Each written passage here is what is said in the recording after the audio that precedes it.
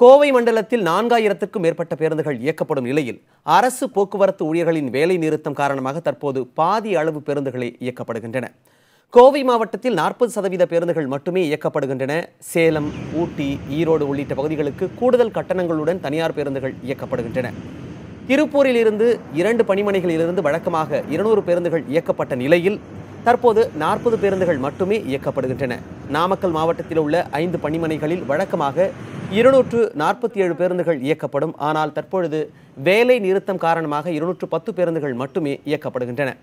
சேலம் மாவட்டத்தில் 1929 பேருந்துகள் வழக்கமாக இயக்கப்படும் நிலையில் வேலை நிறுத்தம் காரணமாக 850 பேருந்துகள் மட்டுமே இயங்குகின்றன. சேலத்தில் 105 தனியார் பேருந்துகள் இயங்க அனுமதி வழங்கப்பட்டிருக்கிறது. ஈரோடு மாவட்டத்தில் மொத்தம் இருக்கும் 14 பணிமனைகளிலிருந்து 1260 அரசு பேருந்துகள் வழக்கமாக இயங்கி வந்தன. தற்போது நடைபெறும் வேலை நிறுத்தம் காரணமாக 700 பேருந்துகளே இயக்கப்படுகின்றன. அதேபோல் கிருஷ்ணகிரி மாவட்டத்தில் உள்ள 5 பணிமனைகளிலிருந்து மொத்தம் 447 பேருந்துகள் இயக்கப்பட்ட நிலையில் தற்போது 200 பேருந்துகளே இயக்கப்படுகின்றன. அதேபோல் தருமபுரி மாவட்டத்தில் உள்ள 14 பணிமனைகளிலிருந்து வழக்கமாக 84 பேருந்துகள் இயக்கப்பட்ட நிலையில் வேலை நிறுத்தத்தால் தற்போது 40 பேருந்துகள் மட்டுமே இயக்கப்படுகின்றன.